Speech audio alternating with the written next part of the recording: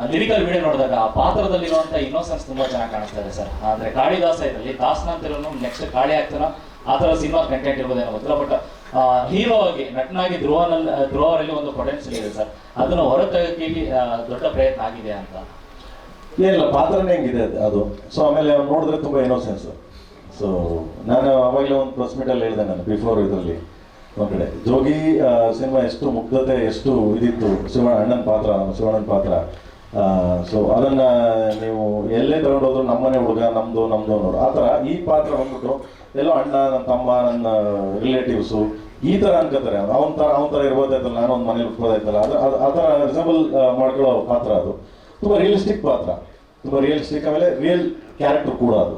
ತುಂಬ 1972-73 ನಡೆದಿದ್ದ ಒಂದು ಘಟನೆ. ಅದನ್ನು ಇಟ್ಕೊಂಡು ನಾನು ರಿಯಲ್ ಇದನ್ನು ಇಟ್ಕೊಂಡು ಆ ಪಾತ್ರ ಇಟ್ಕೊಂಡು ನಾನು ನಂದೇ ಸ್ಕ್ರೀನ್ ಪ್ಲೇಲಿ ನಾನು ಆ ಪಾತ್ರನ ಪ್ಲೇ ಮಾಡಿದ್ದೀನಿ. ಅದ್ಭುತವಾಗಿ ಮಾಡ್ಯಾರೆ.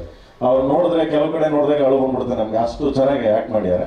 So is A dedication person ನಿಜವಾಗ್ಲು. ಒಂದು ಸಮ್ ಟೈಮ್ ಹೇಳ್ಬೇಕಂತಂದ್ರೆ ನನ್ನ ಮಗ ಸ್ವಲ್ಪ ಒಂದು ಕಟ್ ಅಂದ್ಬಿಟ್ಟು ಹೋಗಿ ಮಗ ಒಂಚೂರು ಹಿಂಗೆ ಮಾಡಿ ಅಂದ್ರೆ ಅಣ್ಣ ನೋಡೋಣ ನೀನು ಎತ್ಬಿಡ್ತೀವಿ ಹೋಗೋಣ ಇವಾಗ ಅನ್ನೋ ಅಷ್ಟು ಚೆನ್ನಾಗಿ ಮಾಡ್ದ. ಥ್ಯಾಂಕ್ಸ್.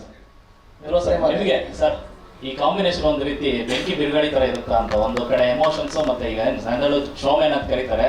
ಸೊ ಎಲ್ಲೋ ಒಂದ್ ಕಡೆ ಕಮರ್ಷಿಯಲ್ ಆಗಿ ಜನರನ್ನ ಹಿಡಿದಿಟ್ಕೊಳ್ಳುತ್ತೆ ಸಿನಿಮಾ ಅಂತ. ಇನ್ನು ಅಮೀರ್ ಖಾನ್ ನೋಡಿದ್ದಾರೆ, ಅಲ್ಲಿ ಅಷ್ಟು ಹವಾ ಆಗ್ತಾ ಇಲ್ಲ. ನಿಮಗೆ ನೋಡಿರೋದ್ಕಿಂತ ನಾವುಗಳು ಹೋಗ್ಬೇಕು. ಈಗ ನಾವು ನೋಡಿದ್ವಿ, ನಾವು ಚೆನ್ನಾಗಿದೆ ಅನ್ನೋದ್ಕಿಂತ ನಾವುಗಳು ಹೋಗಿ, ಈಗ ನೀವು ನೋಡಿ ಇಷ್ಟು ಜನ ಇದ್ದೀರಾ, ಒಂದು 200 ಜನ 300 ಜನ ಇದ್ದಾಗ ಅವರು ಒಂದು 10 ಜನ 100 ಜನ 200 ಜನ 1000 ಜನ ನೋಡಿದಾಗ ಅದು ಗೊತ್ತಾಗುತ್ತೆ. ಸೊ ಅದನ್ನ ನಾವು ಅಲ್ಲಿ ಮಾಡಬೇಕು.